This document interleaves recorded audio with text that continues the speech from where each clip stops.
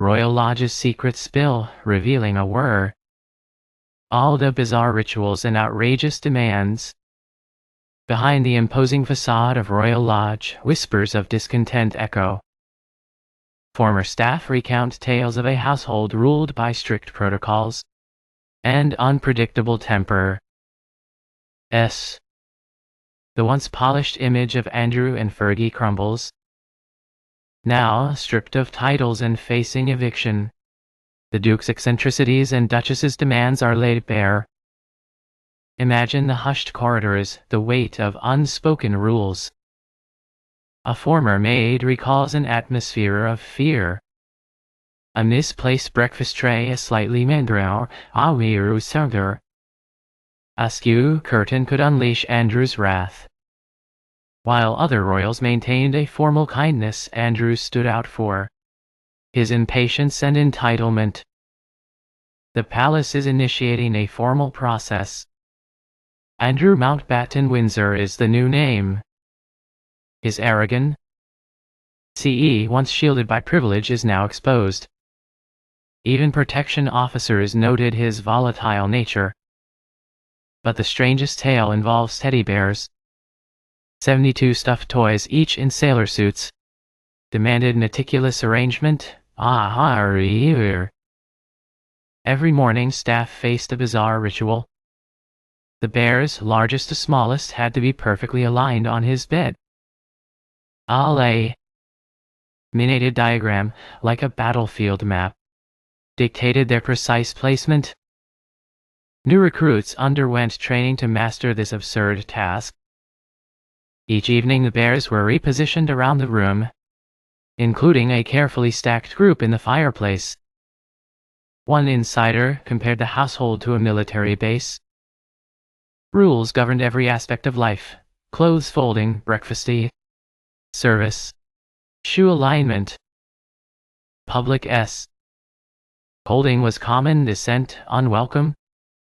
You were there to serve, not to speak. One staffer lamented.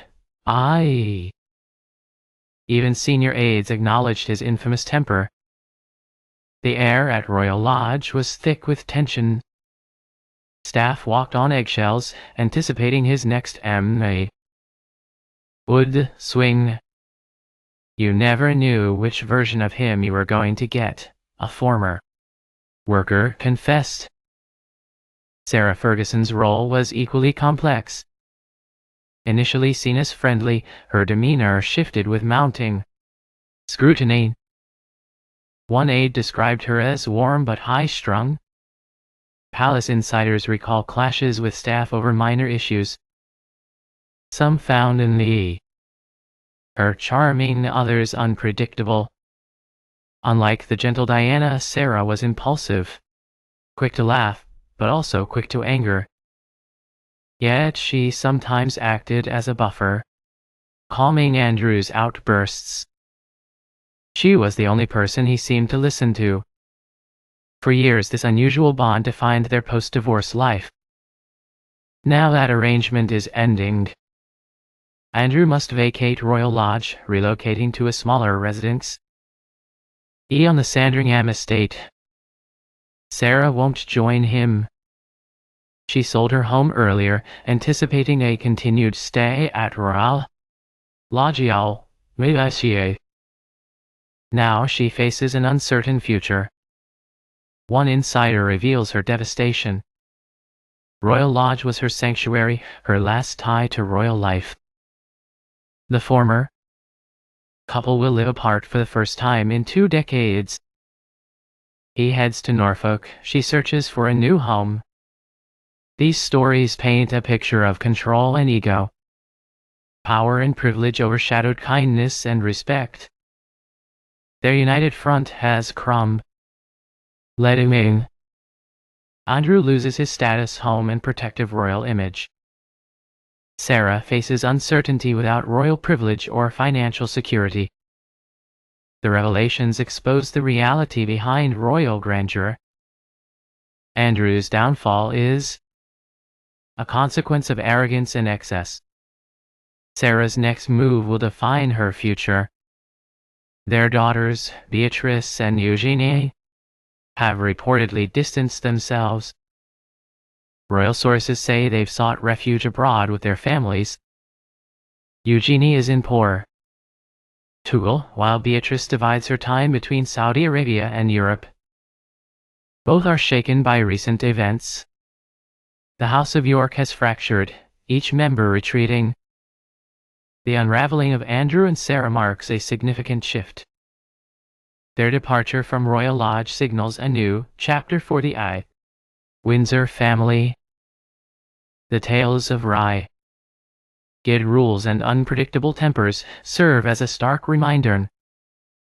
Beneath the surface of royalty lies a world of complex power dynamics and personal struggles. The grand gates of Royal Lodge seem to guard more than just a residence. They conceal a realm of peculiar customs and exorbitant expectations. Within those storied walls, former employees whisper of a life dictated by rigid protocols and the whims of its inhabitants. The Duke and Duchess of York, once figures of public fascination, now face a harsh spotlight as their carefully constructed facade crumbles. Imagine the oppressive silence of the hallways, footstep echoing the weight of unwritten laws. A former housemaid vividly recalls an atmosphere thick with apprehension.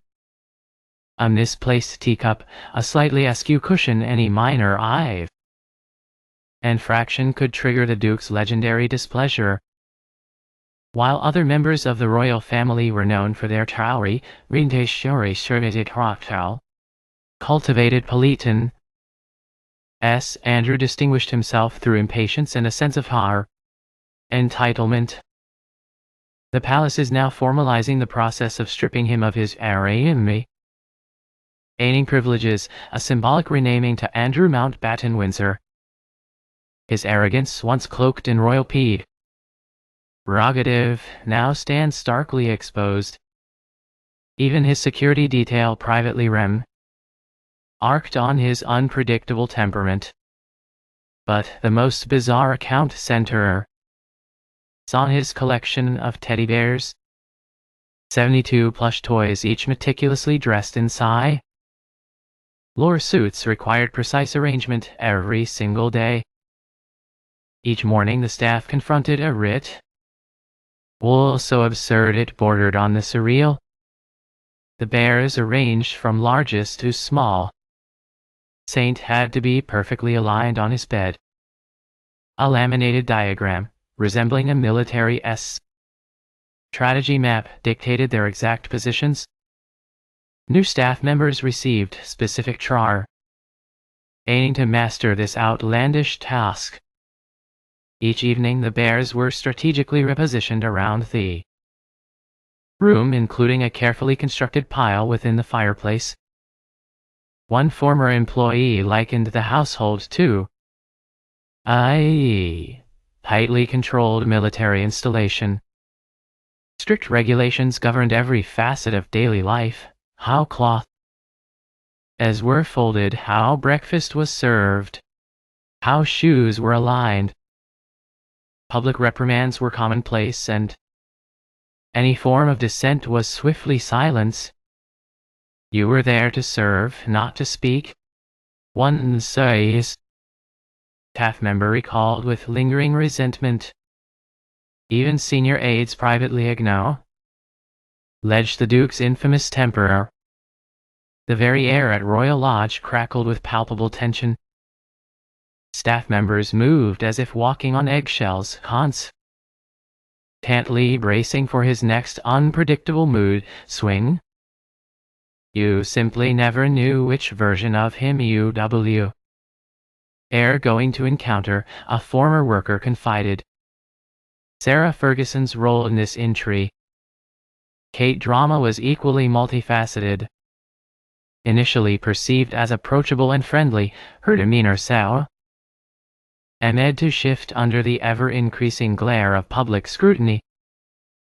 One aide described her as simultaneously Usly warm and intensely high-strung or a-strung.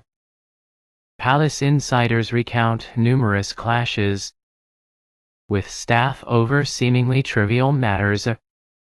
Some found her undeniably charming, while others considered her to be unpredictable. Unlike the serene and gentle Diana, Sarah was known for her impulsiveness, her quick laughter, and her equally quick temper. Yet, she sometimes acted as a buffer, i.e., tempting to diffuse Andrew's explosive outbursts. She seemed to be the only person whose voice he would occasionally heed. For many years, this unconventional bond defined their unusual post-divorce existence. Now that long-standing arrangement is drawing to a definitive close, Andrew is compelled to vacate Royal Lodge, relocating to a considerably smaller residence on the Sandringham estate. Sarah will not be joining him in this downsized existence. She had previously sold her own home, anticipating a continued stay at Royal Lodge. Now she faces a future clouded with uncertainty. One insider reveals the depth of her devastation. Royal Lodge represented her sanctuary, our last tangible connection to royal life. The former couple will now live apart. For the first time in over 2 decades, he is heading to Norfolk while she embarks on a search for a new place to call home. These accounts paint a stark portrait of unchecked control and inflated ego. Power and privilege, it seems, overshadowed basic kindness and mutual respect. Their carefully constructed united front has now irrevocably crumbled. Andrew stands to lose his status, his home, and the protective shield of his royal image. Sarah, in turn, faces an uncertain future, stripped of both royal privilege and financial security. These revelations expose the often uncomfortable reality that lies beneath the veneer of royal grandeur. Andrew's downfall appears to be a direct consequence of his own arrogance and excess. Sarah's next move will undoubtedly define the next chapter of her life. Their daughters, Beatrice and Eugenie, have reportedly distanced themselves from the unfolding drama. Royal sources indicate that they have sought refuge abroad with their respective families. Eugenie is currently residing in Portugal, while Beatrice divides her time between Saudi Arabia and various locations in Europe. Both are said to be deeply shaken by the recent events. The House of York, once a symbol of unity, has fractured, i.e., with each member retreating into their own separate sphere. The unraveling of Andrew and Sarah marks a significant turning point for the royal family. Their departure from Royal Lodge signals the beginning of a new and perhaps more austere era for the Windsors. The tales of rigid rules and unpredictable tempers serve as a stark reminder of the complexities that lie beneath the surface of royalty. Beneath the glittering facade of palaces and titles lies a world of intricate power, dynamics, and very personal struggles. The echoes of discontent from Royal Lodge serve as a cautionary tale. The opulence could not hide the underlying tensions. The carefully curated image of perfection has been shattered. The world now sees the human frailties behind the royal masks. The future remains uncertain for both Andrew and Sarah. Their story serves as a reminder that privilege does not guarantee happiness. The weight of expectation can be a heavy burden. The secrets of Royal Lodge have been revealed. The repercussions will be felt for years to come.